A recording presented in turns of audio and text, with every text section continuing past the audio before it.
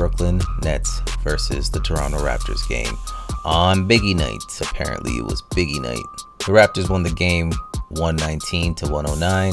We didn't have any big, huge standout performances, but we did get Brandon Ingram to wrap up the game like a real veteran would. Pretty much what we wanted when we traded for him. It was nice to see the Raptors put the trust into Ingram and put the ball in his hands, and for him to take it and simply put the game away. That's what we got Ingram for. That's what we expect from him now and in the future. So it was a good game to see that happen for the first time, maybe.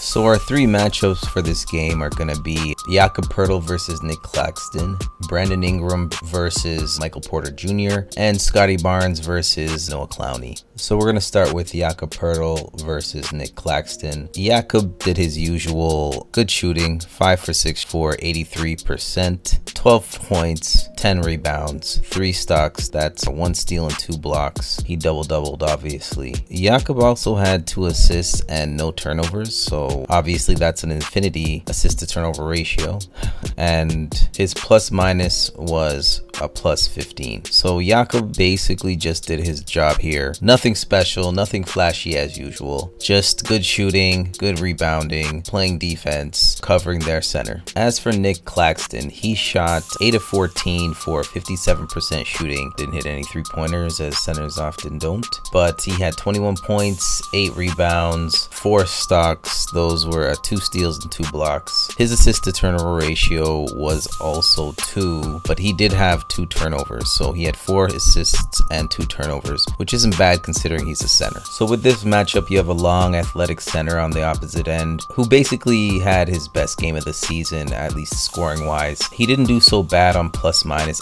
He sort of did his job as well. He didn't do bad at all. So although he did do pretty well, Jakob did hold him down in terms of just the matchup in general. They had a pretty even matchup. Jakob had better shooting, but he had more points, about the same amount of rebound stocks, but Jakob's plus minus proves that basically him doing his job and his other teammates doing their job led to the win. So I'm gonna give this matchup to Jakob Poeltl. The next matchup I'm gonna do is Scotty Barnes versus Noah Clowney. Noah Clowney is a tall power forward center type player. He's a stretch forward, if you will, trying to be like the player in our next matchup, Michael Porter Jr., but also comes with defensive attributes. He blocks shots, I guess he steals the ball a little bit, but he has the ability to score, shoot 3-pointers, just as Michael Porter Jr. would. He's basically the prototype that you would start with to get to Michael Porter Jr. type. Let's get into the matchup. Scotty Barnes shot 6 for 9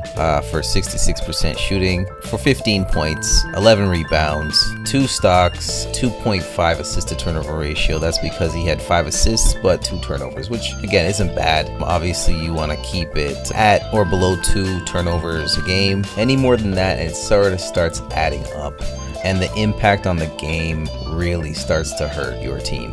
Scotty ended up with a plus minus of 10. This seems like another case where this matchup, Scotty just held down his end of the deal, handled his matchup, played defense. He did shoot better. They scored around the same amount of points. They performed about the same way based on their skills. Noah Clowney had more stocks, but a lot more turnovers. Let's get to his stats.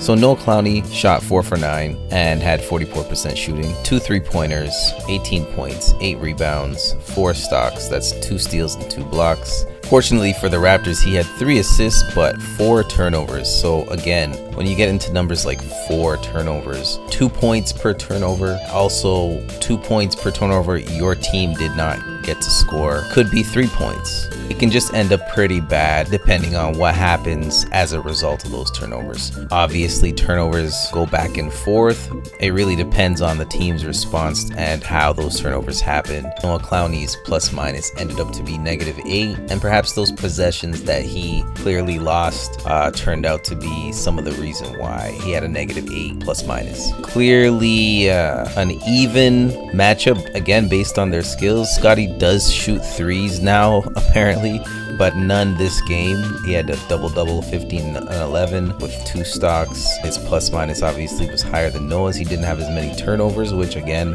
I think is a big deal. So as long as he keeps those turnovers down, I think the Raptors should have a shot to win every night. And as a matter of fact, Scottie's second turnover was late in the game. I saw it. It was really late in the game, and it really didn't mean anything at that point. Scottie was sort of being reckless and overzealous, but it obviously counts. But if he didn't make that silly turnover at the end, it would be a 5-to-1 assist to turnover ratio, which, as we know, is the formula to pretty much every win that the Raptors have had this season so far. So good on Scottie, really good on Scottie keeping those turnovers down. It's just generally been a theme of almost every game the Raptors have won. Scottie Barnes has a high assist to turnover ratio. Because he has the ball in his hand so much, not turning it over pretty much secures that the Raptors will have that many more possessions. Simple as that.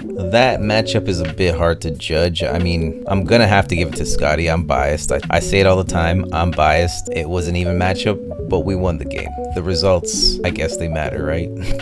Anyhow, moving on to the last matchup, which would be Brandon Ingram versus Michael Porter Jr. So let's start with Brandon Ingram. Ingram ended the game with 25 points, 1 3-pointer. He shot 8 of 17 for 47%, which isn't bad. 5 rebounds, 2 stocks, a 4-2-0 assist to turnover ratio, which is infinity, which for Brandon Ingram recently, he's been getting better, but he has had a lot of turnovers since the beginning of the season. I say the less turnovers that Brandon Ingram and Scottie Barnes get, the easier it is to win on a night-to-night basis. This is also really good stuff from Brandon Ingram. Now on to Michael Porter Jr. So Michael Porter Jr. scored 21 points on 5 of 14 shooting for a terrible shooting percentage of .357. He only hit 1 3-pointer, and that was 1 of 6. He's usually a pretty good 3-point shooter, so I'm going to say some of the defense we were playing was bothering him. I'm not going to say it. I saw it. Our defense was all over him. He usually has one scoring partner, one bona fide scoring partner, Cam Thomas. Cam Thomas was out this game. Michael Porter Jr. was basically on his own, and the Raptors guarded him as well as they could. He still scored 21 points, but the bad shooting is an obvious sign that he had trouble getting there. He also had 6 rebounds, 1 stock, which was a block,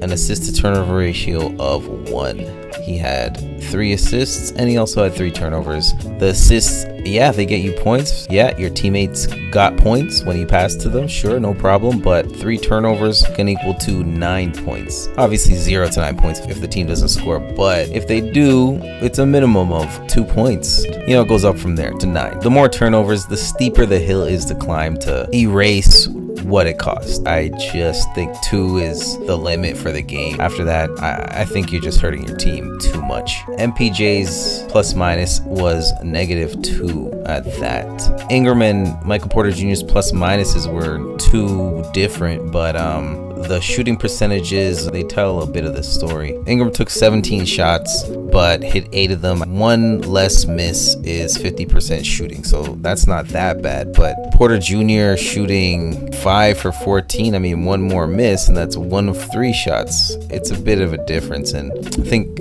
Michael Porter Jr. had a bit of a bad shooting night because of Toronto defense. Luckily, we only had him to deal with and not Cam Thomas, but as I always say, we gotta beat up the teams who are short their players. They do it to us. That's just part of the game. Anyways, Raptor fans and RaptorScope watchers, I'm gonna be doing some other types of content, and it's the first time I haven't been behind since the beginning of the season, since the Blue Jays lost and all that. I'm gonna get to that right now. But watch out for my next show the morning after Cavs game. I'm going to put out my analysis on the Cavs game, and we'll just go from there. We'll see how it goes from there. All right, RaptorScope watchers and Raptor fans, you have a good one, and I'll see you again next episode. Peace out.